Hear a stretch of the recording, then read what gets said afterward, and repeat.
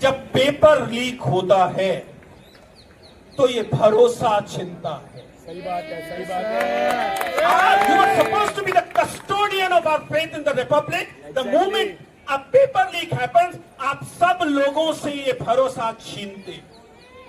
इसमें हर पद पर ये लागू होता है। एज ए टीचर हम लोग यूनिवर्सिटी में इस बात को समझाते हैं अपने विद्यार्थियों कि आप क्लासरूम से लेकर और सड़क तक लगातार इस बात के लिए सतर्क रहेंगे कि संविधान ने जो जो हक आपको दिए हैं उनमें से किसी हक पर हकमारी ना हो, डकैती ना हो।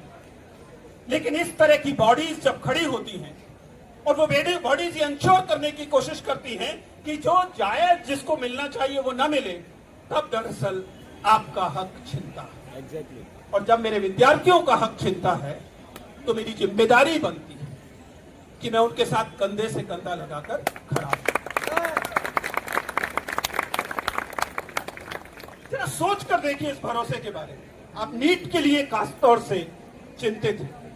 मैं आपसे एक छोटा सा सवाल पूछता हूं। मणिपुर में नीट का रीनीट जो हुआ है अभी संडे को, उस एग्जाम के लिए एक बच्ची जो कि कुकी समुदाय से आती थी, उसका सेंटर उस इलाके में पड़ा जो कि मैतेई समुदाय के सेंटर पर जाता है। आप जानते हैं इसी देश के अंदर एक ही राज्य के दो हिस्से हो गए। Yes sir. एक तरफ के लोग दूसरी तरफ जाने में डरते हैं। Yes sir. उन्हें इस बात की सुरक्षा की चिंता है कि अगर वो यहां से उठ के वहां गए तो वो वापस आ पाएंगे कि नहीं आ पाएंगे।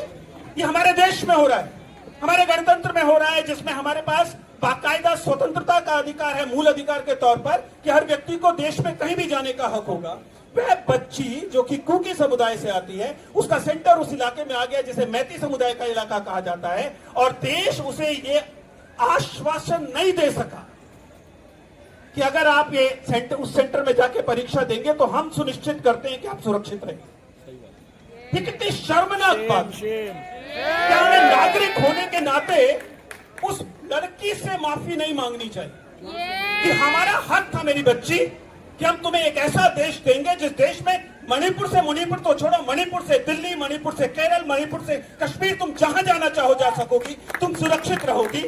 हम उसे ये हक नहीं दे पा रहे। सही बात है सर। मैं तो धर्मेंद्र प्रधान को भी नहीं कह रहा, मैं तो कह रहा हूं मैं शर्मिंदा हूं कि मेरे देश की बच्चियां अपनी परीक्षा देने के लिए एक जिले से दूसरी जिले नहीं जा पा रही हैं। तो डूब मरो तमाम सुरक्षा तंत्र, डूब मरो देश के गृह मंत्री, अगर आप ये सुनिश्चित नहीं कर पा रहे।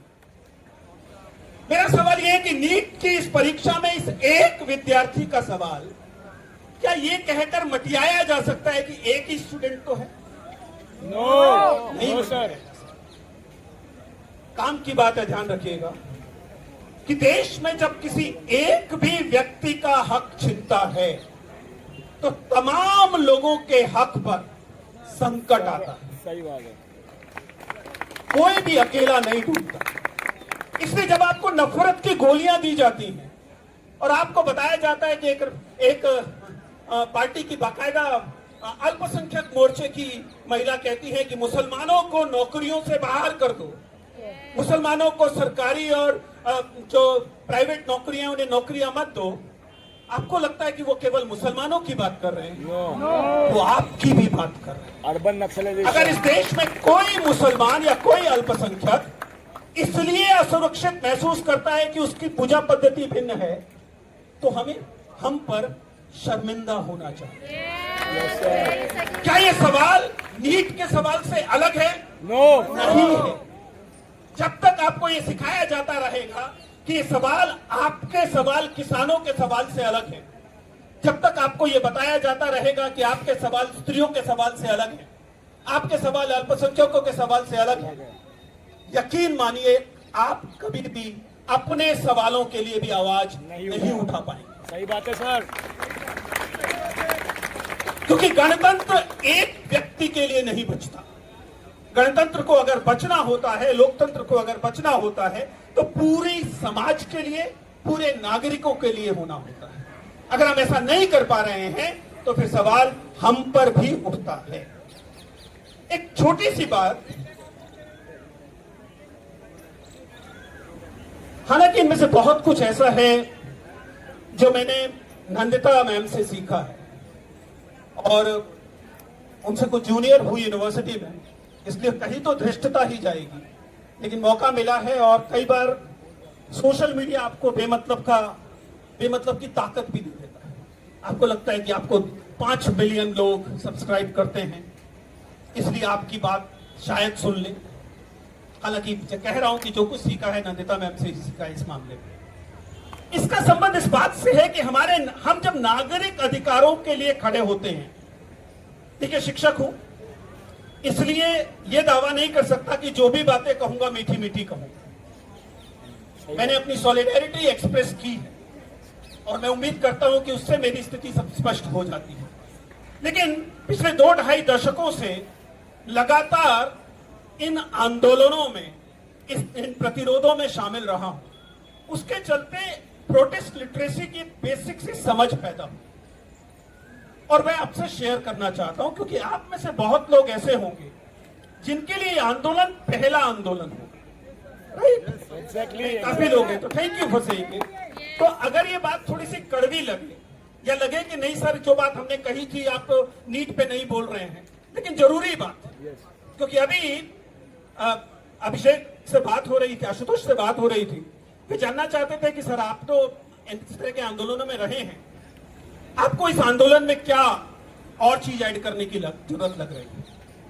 उस लिहाज से कहना चाह रहा हूं। देखिए, ये बात समझ में आती है कि आप या आपके परिवार में कोई इस परीक्षा में बैठा होगा, या आपका निकट कोई इस परीक्षा में बैठा होगा, और उसके साथ जब ऐसा हुआ तो आपको क्रोध आया होगा, आप में आक्रोश पैदा हुआ होगा, और आपका जो उम्र है उसमें आपको लगा होगा कि सारी दुनिया को उलट पुलट कर दे। Absolutely justified, absolutely justified.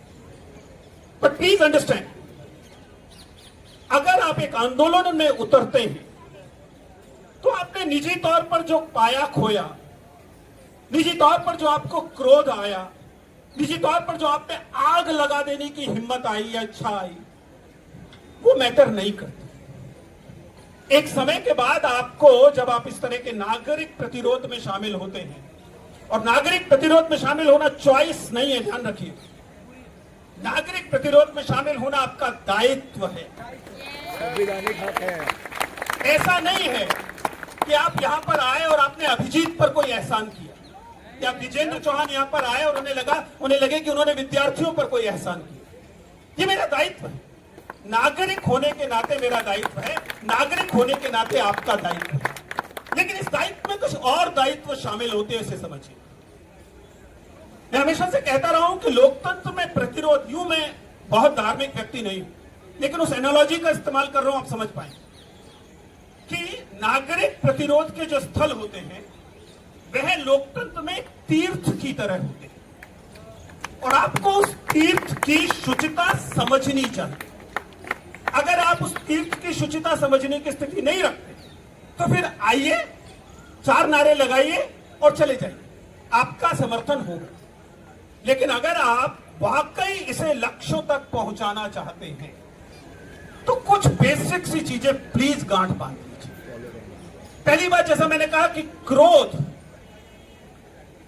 प्रतिरोध का स्थायी भाव नहीं है।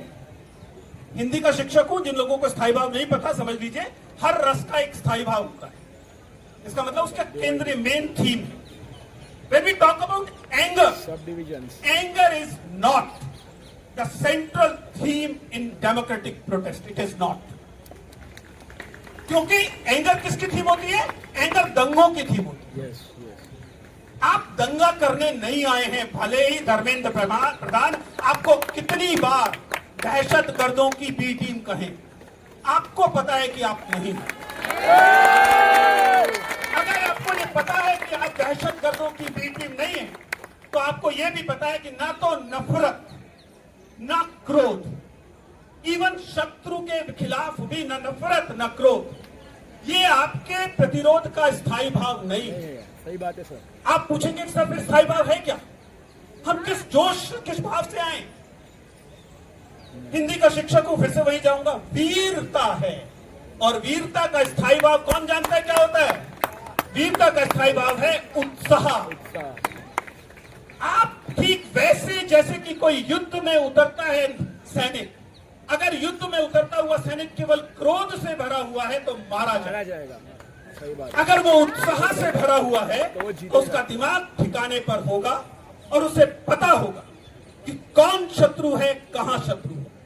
क्योंकि ये वैसा युद्ध नहीं है जैसा आप फिल्मों में देखते हैं कि शत्रुओं की यूनिफॉर्म दूसरी है और आपकी यूनिफॉर्म दूसरी है। आपको नहीं पता कि आपका शत्रु कौन है, लेकिन उत्साह वह चीज है जो आपको आदि से अंत तक लेकर जाती है।